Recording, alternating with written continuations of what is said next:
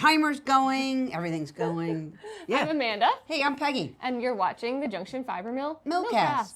Welcome. It is so freaking cold today in Vermont. In Vermont, we do have heat here. Yes. Oh, thank God. Yeah, we have heat in the building. Yay. But yeah, it was -1. When I woke up this morning, I haven't seen negative numbers yet this year. We had the classic, like, today was pajama day at Maeve's school, and she wanted to wear these pajamas, but we didn't think they're warm enough, so there's a little clash and trying to explain, you've never been out in this cold, and it's Forest Friday. You're going to go out in the forest today. So we had like an outfit clash because of the cold this morning. Maeve's like, I won't be cold. I was like, it's -1. That doesn't mean anything to her. No. Yeah. Oh. So. Well, are you allowed to bring a change so that the teachers can do an audible? Probably, No. Yeah. but I don't know. Yeah. We got her in some more heavy woolens, so that's good. All right. Yeah. All right. Yeah, it was cold, so I left early this morning to try to get my rowing in, and it was gorgeous. And along the White River, so there's steam rising because it's so bitter cold that I don't know the thermodynamics of it, but there's steam rising up. It's orange in the sky, but I was too cold, and there really isn't a place to pull over to take a picture. So this is a picture of me getting my phone out and pointing it through the windshield. It doesn't do the scene justice, but it was really very cool. Yeah, beautiful. And last night we had, so it was the full moon last night. Yeah. And it was just incredible, like in the sky, huge moon. I guess when you're in the northern hemisphere, the winters, it's like looks closer to the earth. Don't they call it something like the cold moon? I think in December. It wasn't the hunter moon. Not according to VPR. Oh, okay. All right. It was called the cold moon? I think it's called the cold moon. Don't quote me on that. I heard it on the radio, but. Yeah. Oh, very good. Yeah, we've got it. It was cold. I mean, it went from 30 degrees yesterday morning or so down to well below zero last night. So. Well, and when I drove down the driveway, not only was it -1, it was wicked windy. Yeah. So the drifting in our driveway, we haven't had a ton of snow, but it definitely looks, seasonal. Yeah. But the drifting in the driveway, I was just reminded, oh yeah, the drifting in the driveway, because if there's a lot of snow and there's drifting, you can't get down the driveway. But right. Yeah, wah. Yeah. Did you have some pictures of shoveling? I do. Yeah, we got some snow earlier this week. Maeve is all about the shoveling. I am off the team this year because of the future baby, which is convenient for me. But there's Maeve and Cody and Lewis at it with their shoveling, and we're on the hunt for a second small shovel. We found one at the local grocery store last year, and Maeve loves it, but Lewis now needs his own shovel. Mm. So the little kids ones. You don't think Home Depot would have one? Probably. I just don't go to Home Depot. Yeah. Hey, what are you wearing? I am wearing the Pines and Needles, which we've had as a shop sample for some time, but I have to take it off just to show it to you guys. It really does a great job of showing what Making Tracks does. This is one of our favorite, best-selling colorways, Aurora Borealis. This is so perfect for this time of year. Yeah. Exactly. So you can just see how those that's colors, one skein, just changing as you go. Isn't it? So I think cool. it's two. It's 2 skeins. But all the colors you see come from, it's not like you have a blue and then a separate No. red. That's all within these skeins. Yeah. And it's knit with a lovely light gray, and I think it is just the perfect little shawl. And I'm wearing a lower V-neck today without a turtleneck, so my neck is cold. So all right. I didn't think I owned a turtleneck, and I found one in my drawers the other day. So I've been wearing it a bunch. You probably noticed, Peggy. Here I am playing Peggy dress up in my turtleneck. I feel like I can't wear it because people just think I'm you. No, come on. But seriously, you think you only own one? I'm certain this is the only one I own. I have some sweaters that have a turtleneck, but this is a base layer. Like a cotton turtleneck. It's wool actually, but yes. Oh, machine washable though? I wash it in the machine and I hang dry it. Okay. I must own at least 10. But you wear, these are you get up in the morning, I'm sure it's underwear first, and then turtleneck. You don't even think about it. Yeah, it's but my uniform. Year-round, I think. Late July. Sometimes, if it gets above 90. Never forget it, the Vermont Sheep and Wool Festival. Where it started chilly in the morning, so understandable, but then it got to 75 in the middle of the day. Peggy's time for me to change layers, and just you got your sweater and your turtleneck, and you take off your sweater and just put a lighter weight sweater on top of the turtleneck. I was like, The point was to go without the turtleneck. Hey, I'm very fragile. Where do you get your turtlenecks? In general, I get them either from Land's End or LL Bean. Okay. Hey, speaking of LL Bean, I had an LL Bean jacket, and the zipper broke, and I was like, God, the thing is only like a year or two old. And I think LL Bean has kind of changed their policies about you can return anything. Yeah. But I thought, you know what? It was a down jacket. It's expensive. I think that seems reasonable. Yeah. I go down, and they said, well, we'll send it in, and they'll let you know what it'll cost to replace the zipper. Because it was out of warranty. Yeah. And I was like, oh, boy, it's probably going to be the equivalent to the cost of buying a new one. Yeah. $20. All right, that's $20. not bad. They're going to replace the zipper, and they said it'll take maybe 3 weeks. I also appreciate I think that's pretty good. that they're actually fixing it versus just giving you a new one because it just keeps stuff out of landfills and stuff absolutely. too. That's great. And I was talking to human beings at every step of the way, and I was really impressed with the customer service. And I'll be impressed if they can turn that around in 3 weeks, because I think replacing a zipper on a nylon. Yeah, it's tough. Zip up, that's... But I'm sure they're experts, so. Yeah, I'm sure I'm not the only zipper they're replacing. Cody's got a local, what do you call it, a tailor in Lebanon that he goes to quite often, actually, because he is such of the mindset, like, repair first. Yeah. And he also is very particular about how things fit, whereas I'll usually just wear things that don't quite fit me right. You know, when your body changes. Do you know where the one in Lebanon is? Somewhere on Miracle Mile. Somewhere. Oh, it's not the one on the second floor above. I don't know. I've never been with him, but I'll say because my sewing time has dropped to like negative. Yeah, at this point, you can't do it. No, and like nor do I even want to. So I even gave him permission to take a jacket that I made him. Oh. Out of like, you know, special fabric. I like hand embroidered this little like thing on the back of it. It was like this precious jacket, but it just never fit him right. Similar to the sweater. I put a bunch of time into it, but it never fit him right. And so I was like, yeah, just take it to her, see what she can do. She probably charged him $10 and it fits him perfectly now. And he still goes around and is like, my wife made this for me, but he wears it now. So I just like, it's great to have a good relationship with a tailor. Oh, absolutely. Fix things like that for you. I would put tailor right up there with a plumber, electrician. Kids these days, like Cody is the only like millennial I know who like has a relationship with a tailor. You know what I mean? I just don't think I think everyone's just like, well, I'll just go onto the internet and buy a new one instead. That seems like the easy option. Yeah. And a cobbler, you know, go to the cobblers. Cobbler. Yeah, Cody loves his cobblers. I love it. All right, so yesterday we had such a blast. We shut the mill down for the first half of the day. And Peg had this excellent idea for our holiday party. Yeah, we had a holiday gathering that we kept a secret. Everybody knew to hold the morning open. Yeah. And then the day before, we finally spilled the beans and said, wear comfortable shoes because we're going to King Arthur. It used to be called King Arthur Flour, but King Arthur Bakery. Yeah, Baking Co. They have phenomenal classes. And so we had a private class. Making rustic tarts. Yeah. So I'll show you the group picture of everybody. But I had a great time. You have apparently gone to a bunch of these classes. Yes, I have.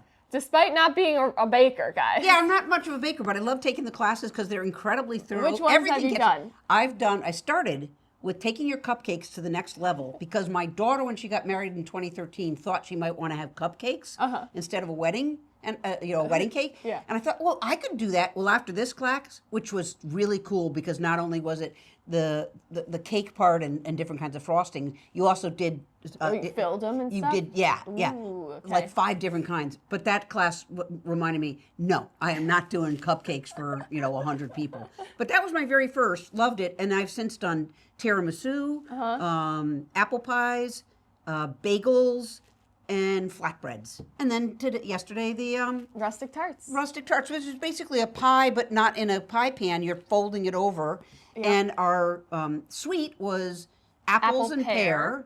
And then our savory was potatoes with rosemary. Creme fraiche, little rosemary. Parmesan on top. And different techniques for how to do the sides. I thought it was a lot of fun. It was so fun and so luxurious because they do all of the like prep work that is not necessary to learning the skill. And they do all the dishes. That's the big thing. And so she was like, experiment with throwing your flour. You don't have to clean the room don't after. Worry. Yeah.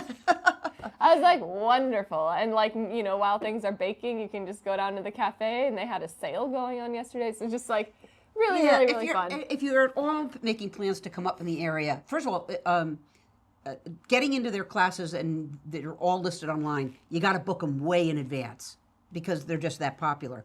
But the private one, because it was a midweek in the morning, not so difficult. I booked it maybe a month ago.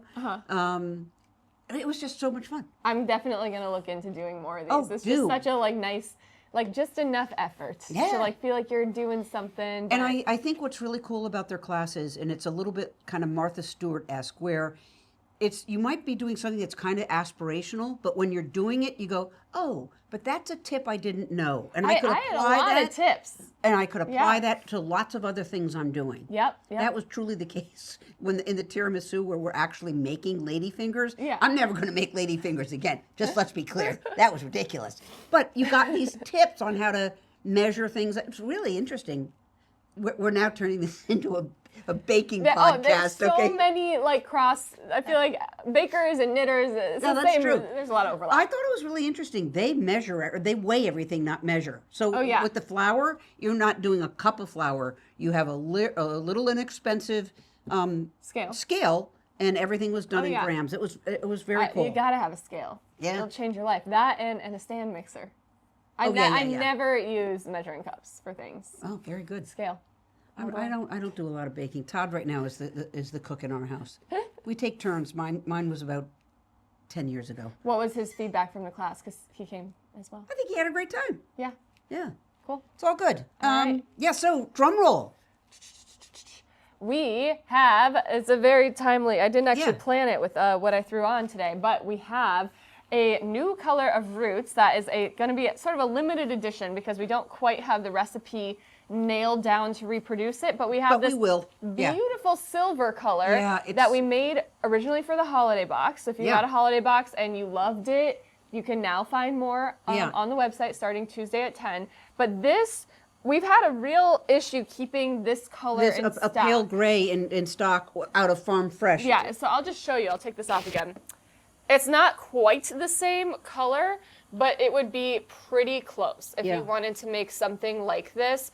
And this, what's nice about it is it's made out of the same base, our sort of like Corriedale, Falkland wool base that goes into making tracks is in our roots line. So these are the exact same fiber, exact same process. They just knit really well together. We love Farm Fresh. We've got some great Farm Fresh that's going to come at you in 2026. I've been sourcing it from farms all over, but every time we do a Farm Fresh, it's always going to be in limited quantities because I've talked about it before. You know, it's amazing if you can find a flock that could generate, say, 150 pounds raw or 200 pounds raw. So around here, at least. Around here, and I actually, for one, I've gone as far as Kentucky. But the point being is, we want to always have in stock a nice neutral because it just lets the making track get showcased so nicely. So silver. Silver. So yeah, like we said, we do have a fair amount of this yarn, but we are still sort of in the R&D stage on what the permanent recipe is. Just to show our cards a little bit, when we made this, we initially set out to make kind of a very light pinkish gray. Yeah. And I think we dyed the combed top. Yep. And we were pin drafting it, which is sort of when you start to see how all the solid is going to turn out. Yeah. And we all hated it. It was chicken skinny. Chicken skinny. Chicken skin.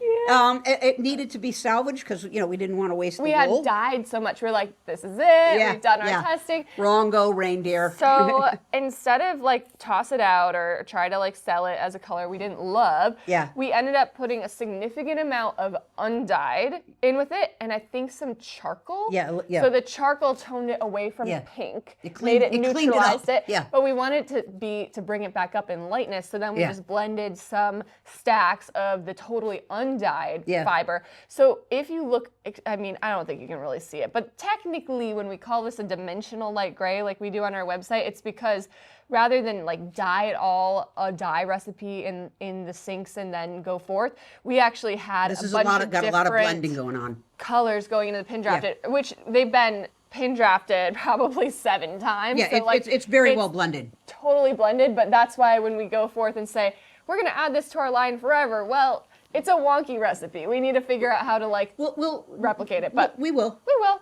Yeah. But yeah. anyways, just to say, if you love this and you want a bunch for your project, I would stock up now because the next recipe iteration is going to be a little bit different. Yeah, well, it's a lot. It'll be a different lot number. Yes, So, definitely. So there you go. But speaking of neutrals, we learned this morning, because we're so au courant, the Pantone color of the year for 2026.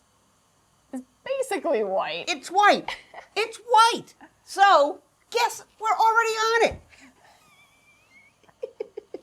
We have white. We're in the know. It's so funny that this has come out today because yesterday when I was driving around and it was like kind of sunny and there was that fresh snow that was falling, I was ogling every house every white farmhouse with the black roof with the snow on it. Yeah. I love that look so much. It's very like au courant, like you said. It's very like, it's this aesthetic of like minimalist Scandinavian wintertime. So I'm like, I thought she was going New England. Never mind. Okay. No, it's got that in it. I'm sure it is like also very classic New England, but they'll just like neutrals, white with like a little accent of black. I fall for it every time. My house is not white, but it needs a paint job, so I'm like, maybe I could put it in my case. Oh, wow. Interesting. I know. Well, anyway, Pantone color for 2026 is white. And we already have it. And we already have it. It's the we're undyed. ready. We're good. We're ready.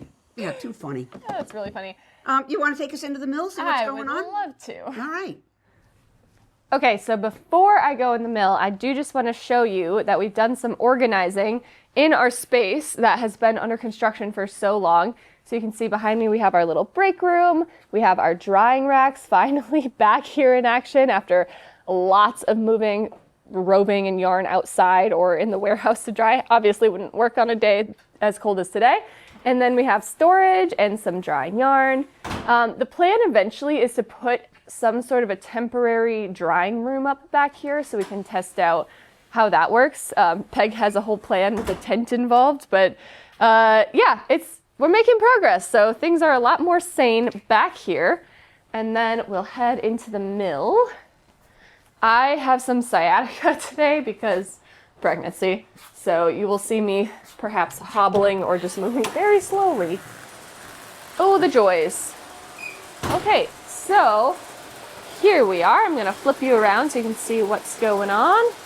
We've got some dyeing happening here. It looks like these were pots maybe from yesterday. We made some more Vermont Vice, which we desperately need. Here's another pot. And then we're setting up to do more dyeing later today. You can see our bunch of dye, bunch of wool to dye. Just sort of getting the day started. And then we've got some more Vermont Vice rinsing in our sinks. On the spinner today, let's take a look. It looks like we've got some charcoal. So that'll be our roots line of charcoal wool. And then it looks like up next is Enchanted Forest, which I feel like the colors on the camera are coming through a little more vibrant than they are. It's a nice muted colorway. It looks like that's just getting set up for once the charcoal is done. And we'll go around to the other side here. And it's working this machine. Looks like it's having some difficulty today. It's always fun to deal with, I say sarcastically. On the pin drafter, we have our zinnia comb top, which we dyed here. And that's just going to be pin drafted one time before being spun into making tracks, either light or heat weight. So you can see those colors come out on the other end a lot more elongated. The changes happen more slowly. And here we're getting into some pinks. I feel like Charlie in the Chocolate Factory a little bit, just watching this beautiful wool come out of this machine. And it's of course going into our can coiler, which is collecting it in a nice sort of soft serve-esque spiral. What else? The plier today is sitting empty for now. Looks like we probably just got done. Ooh, and I love that little ray of sun coming in to be undyed. looks like our DK weight, if I had to guess. Oh, I do want to show you something now that it looks like the spinner is more cooperating. So this is our sad situation of missing 2 full spindles worth of production because a little tiny pin broke that sits, I think, somewhere right in this casing. Anyways, it made it non-functional, so we only have 10 out of 12 spinning right now, and it is what it is. We march on. Certainly worse things could happen. Let's just take a look. You know, I love to show you guys this one. Just sit here and watch this all day.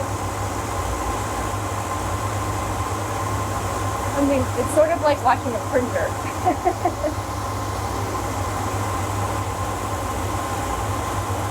A little more exciting when it's making tracks so we can really follow the changes, because obviously it's spinning a little too fast to actually see yarn get put on, but every couple of passes it bounces up a little higher. I don't know if you just saw it there, and that's how it fills these bobbins. It kind of does it in steps, so it's going up and down, and then it'll go up a little bit higher than the last couple times, and it loads it on in the end, and they sort of look like something you can juggle. All right. Let's see what else we got here. So again, here's some roving for Enchanted Forest getting weighed out. You can see it in this lovely coiled shape here. All those lovely colors. Looks like we've got some hydrangea waiting to be labeled. Ooh, some more enchanted. Oh no, is that Smugglers? Oh, it's Smuggler's Rush. More on that at some point. And up front, we've got Eileen working the skein winder. Hi, Eileen. Wow, it's nice and sunny up here. The floor is kind of cold, but the day is beautiful. Yeah. These 2 colors are really speaking to me. This is our January nights in the sun here. And then we've got our teal with it, roots. Just waiting for their rinse. And I'll just show you what we got going outside. It's a snowy one. It's that extra cold, super sparkly snow. It looks so beautiful to see. All right, and I'll take you back to the Millcast. So the spinner is still, down by a couple of... It's lost its arm, and it's going to take a while because the part that broke is not one that they normally have in stock. Yep. So they're having to... Thank God the company is around and they can make it. I don't know yeah. Well, there's some variables here. It's going to take a while for the part to get here, and then the separate issue is going to be how to install the part. It's very tricky. It may require us tapping our buddy John, who helps us out when we get in over our heads. But we'll see. Yep. Fortunately, we've got 10 spindles going. So yeah. All right. Yeah. What are you knitting? Whoa! I didn't bring it over. Hold on. Well, I'll just Talk about. It's not far. Oh, there it is. Okay. Surprising absolutely nobody. I still haven't cast on anything new, nor do I have anything to show for. So, yes, I do. Okay. That is my situation. All right. I'm going to show you my before. Okay. We talked about doing felted mittens, and I had a pair. These are them before I did what I'm doing now. Look at these. Ooh. They're still a little damp. So what did you knit these with? Actually, I used to do felted hats for a long time. I haven't done them in years, but I have a lot of wool left over. This is Hogwash Farms, which you guys have seen. We've done Hogwash Farms where we've made it into 3 different colors. Yeah. Well, when I used to buy all the Hogwash Farm, and I would blend it completely, and it would be a kind of a medium gray, and then I'd go to town dyeing over it. So what I love about this purple is the underneath is a heathered gray. Yeah, you can see. You can kind of see it. Yeah. I just love these felted mittens. And they're purple, folks. No surprises. No surprise. What? Quelle coincidence. Yeah. And so the way I felt them is I run them through the washing machine until I get to where they are, and then. So can you just in depth explain that process? There's a washing machine. Got it. There's a start button. Yeah. And I nothing else is in the washing machine. You could say, Do you wow, put soap? No. Okay. Nope. It just needs the agitation. Do you put them in a bag? Nope. Okay. They're Stick them just in. bouncing around by hot themselves. Wash cycle. A full cycle. Okay. They go all the way through the cycle, which on my machine is about 25 minutes. Okay. And it usually, I know you're going to say, oh, wow, that's not very energy efficient. It's what it is. It took me 3 to get it down to this. So every time in between, you took the wet mittens out. Yeah, I just checked, and they hadn't shrunk down enough. Plop them back in. Plop them back in, and then on the third one where I go, yup, they're felted, I put them on, and I stretched them a little because they were a little Does short. the inside get felted to itself a little bit? Nope, none whatsoever. Okay, there is no getting stuck to itself. Okay. That's a reasonable concern. But what's felting is not this to this. What's happening is the knitted stitch is collapsing down on itself. It's like removing the air. Yeah, so no, I've never had a problem where You're like this is to this. tearing it again. Right. The only thing I did learn is that I leave a long tail when I'm hiding the ends. I was just looking to see. I leave a fairly long tail to make certain it doesn't undo during felting. Yep. And then I'll go back and trim this if I feel like it. But I've probably made, I don't know, 8 or 9 pairs of these over the years. If you wear them for like barn chores, which I sometimes do and it's 1 degree out, they'll eventually wear down a little bit. But if you just are using them to drive around and walk and whatnot, these are indestructible. Yeah. I'm sure you could always go in with a little like felting needle too and do some repairs. Not the way I tortured them. But anyway. Well, congrats. Project started and finished between episodes. And it's my way of not dealing with that sea glass sweater that I'm just not sure. And I think we talked about this. We have finally some farm fresh coming up that we've all been ogling. Yeah, it's pretty lovely. And I'm like, oh, it is sport weight. I can't go there, but yeah. For another time. I'm not gonna reveal too soon. I will say I'm committed to casting something on over the weekend because I have my business class next week and I'm not going to show up to 4 days of sitting on my butt. No, you gotta have knitting underway. Yeah, so you gotta have something to figure it out, and make it something simple. I'm still thinking about that petite knit pattern that my friend is doing in the white and the gray, like worsted weight yarn that I loved. Something like that. Like it could be some stripes. Yeah, I don't really have a stripy sweater that I've made. I don't think. Maybe just like a nice striped sweater. There you go. Yeah. In grays and whites? I think so. Because I've got, I'll probably use our undyed with my sheep's wool.